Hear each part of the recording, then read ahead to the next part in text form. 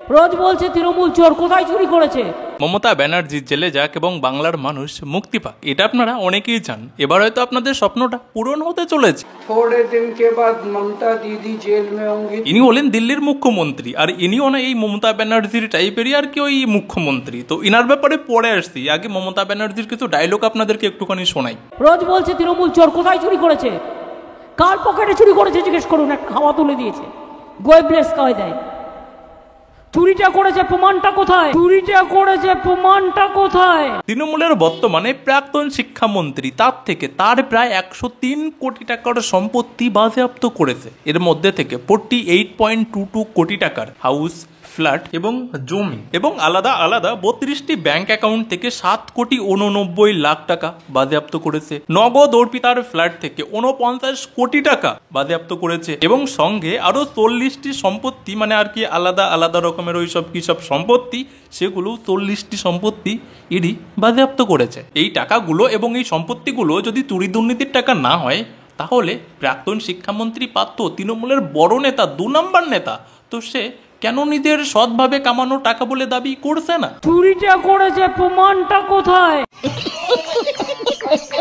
এবার অনুব্রত মণ্ডল না কোনো মন্ত্রী, না কোনো এমপি, না কোনো এমএলএ, উনি শুধুমাত্র তৃণমূলের একজন কর্মী। সেই হিসেবে তৃণমূল তাকে জেলার সভাপতি বানিয়ে রেখেছিল, আর সেই সভাপতি বাবুর কাছ থেকেও 11 কোটি টাকার সম্পত্তি বাজেয়াপ্ত করা হয়েছে। এই 11 কোটি টাকার সম্পত্তি সে কিভাবে করলো, সে তার কোনো হিসাবই সে দিতে পারেনি।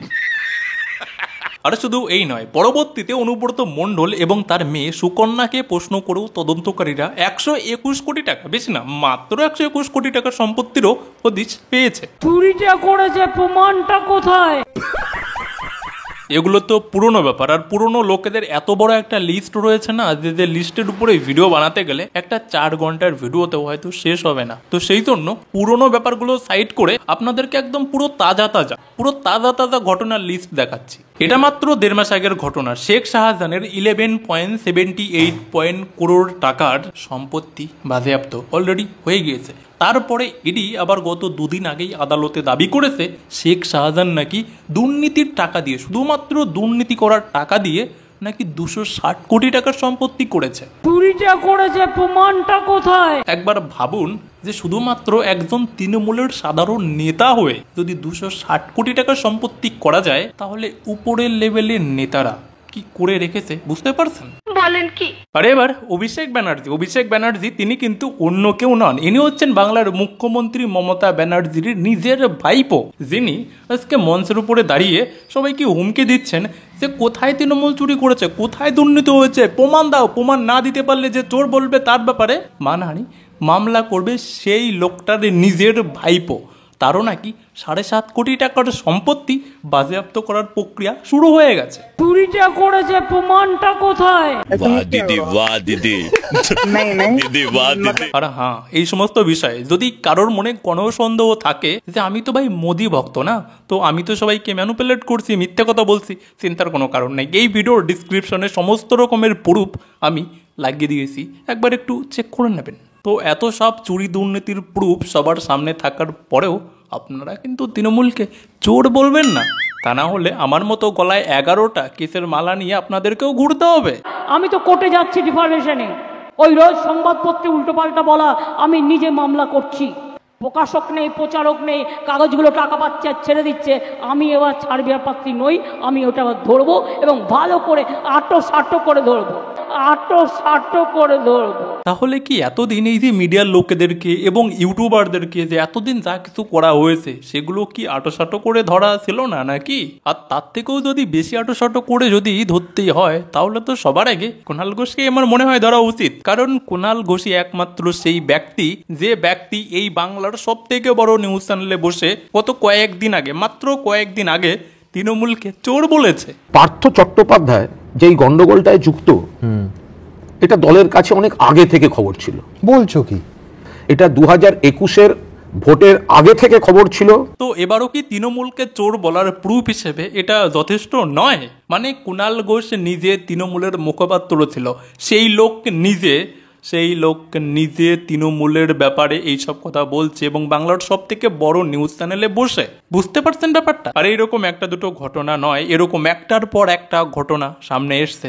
তার জন্যই আজকে বাংলার মানুষ তৃণমূলকে চোর বলছে, চোর। তো এই যে হুমকি দেওয়া হচ্ছে, মানুষ এখন দেখুন, সত্যি কথা বলতে গেলে মানুষ এরকমও কমেন্ট করছে। মমতা ব্যানার্জির এই কথাটা বলার পর থেকে আমি লোকেদের ভিডিওর কমেন্টগুলো চেক করে দেখছিলাম যে লোকে এরকমও কমেন্ট করছে যে ডাকাতকে চোর বললে তারা তো লজ্জা পাবেই, দয়া করে ডাকাতকে চোর বলে লজ্জা দেবেন না। তো চলুন এবার আপনাদেরকে দেখাই যে মমতা ব্যানার্জি নাকি এবার জেলে চলে যাবে। বিজেপি জিতলেই মমতা ব্যানার্জি জেলে চলে যাবে, এরকমের কথা কোথা থেকে আসলো, কিভাবে কি, আর অ্যাকচুয়ালিও মমতা ব্যানার্জি জেলে যাবে কি না সে সমস্ত বিষয়ের উপর একটুখানি ডিটেলস আলোচনা করি। अगर ये चुनाव भी जीत गए, मेरे से लिखवा लो एफिडेविट के ऊपर, थोड़े दिन के बाद ममता दीदी जेल में होंगी, तेजस्वी यादव जेल में होगा, स्टैलिन साहब जेल के अंदर होंगे, पिनरई विजयन जेल के अंदर होंगे, उद्धव ठाकरे जेल के अंदर होंगे, जितने विपक्ष के नेता ये सारे जेल के अंदर होंगे। ইনি দিল্লির সিএম, মাত্র কয়েকদিন আগে জেল খেটে বেরিয়েছে। কি কারণে জানেন? মদ কেলেঙ্কারিতে জেল খেটে বেরোনোর পরেই ভাষণ দিচ্ছে যে এবার যদি বিজেপি জেতে তাহলে বিরোধীদের সমস্ত নেতারা, বিরোধীদের যে সমস্ত নেতা রয়েছে তারা জেলে থাকবে, সঙ্গে মমতা ব্যানার্জিও কিছুদিনের মধ্যে জেলে থাকবে। এই কথাটা শুনে অনেকেই আপনারা খুশিতে থাকতে পারেন, বাট মমতা ব্যানার্জিকে জেলে যেতে হতে পারে এরকমের একটা কারণ দেখান, শুধুমাত্র একটা কারণ। দেখুন, এখন পর্যন্ত যতগুলো তদন্ত হয়েছে সেই সমস্ত তদন্তে একটা মমতা ব্যানার্জির বিরুদ্ধে কোনো প্রমাণ আপনাদের সামনে এসছে। আরে প্রমাণ পাওয়া তো দূরের কথা, ডাইরেক্ট বা ইনডাইরেক্ট কোনো তদন্তে মমতা ব্যানার্জির নাম পর্যন্তও এসছে কি? যদি কোনো তদন্তে মমতা ব্যানার্জির নামটা পর্যন্তও না আসে তাহলে মমতা ব্যানার্জিকে জেলে যেতে হবে কেন?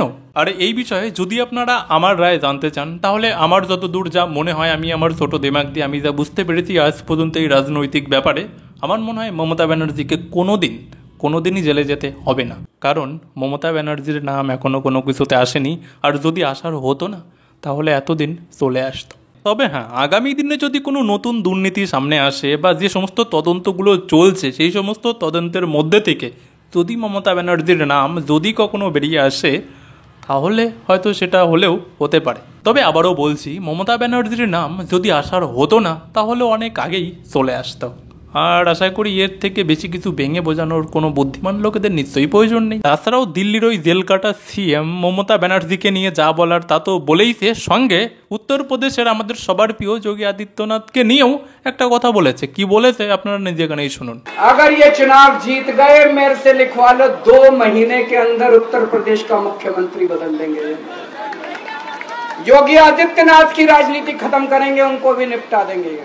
আচ্ছা, আজকের দিনে এই বাংলায় বিজেপিকে যারা ভালোবাসেন তাদেরকে যদি একটা প্রশ্ন করা হয় যে আচ্ছা আপনারা কাকে পছন্দ করবেন, মোদীকে বেশি পছন্দ করবেন না যোগী আদিত্যনাথকে, এই দুজনের মধ্যে যে কোনো একজনকে বেছে নিতেই হবে, তো আপনারা কাকে বেছে নেবেন? আপনাদের মধ্যে অনেকেই আছেন যারা যোগী আদিত্যনাথকে বেছে নেবে। তো একবার ভাবুন যে বাংলার সঙ্গে যার কোনো সম্পর্ক নাই তারপরেও আপনারা তাকে বেছে নিচ্ছেন। তাহলে একবার ভেবে দেখুন যে যোগীর রাজ্যের নিজের জনগণ কাকে বেছে নেবে। দেখুন, আমি পুরো 2 বছর 2.5 বছর মতো উত্তরপ্রদেশে ছিলাম এবং আমার উত্তরপ্রদেশে এখনো আসা যাওয়া লেগেই আছে। আমি সেই অভিজ্ঞতা থেকে বলছি, যদি বিজেপি উত্তরপ্রদেশের যোগী আদিত্যনাথকে তাদের রাজনৈতিক দল থেকে সরিয়েও দেয় না, বেরো করে দেয়, তবুও যোগী আদিত্যনাথ যদি উনি একটা নতুন রাজনৈতিক দল খুলে যদি ওখানে ভোটে প্রতিদ্বন্দ্বী হয় না বা করে না, তবুও ওখানে অন্য দল হেরে যাবে আর যোগী আদিত্যনাথের দলই জিতে যাবে। আর এই জিনিসটা বিজেপিও খুব ভালো করে জানে। তো বিজেপি ওই ভুলটা কোনোদিন করবে না। আর কোথার থেকে একবার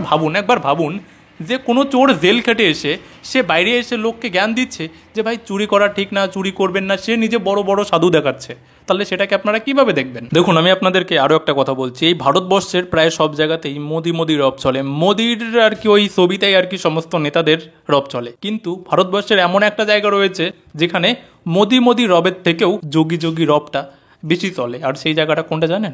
উত্তরপ্রদেশ। योगी आदित्यनाथ की राजनीति खत्म करेंगे, उनको भी निपटा देंगे।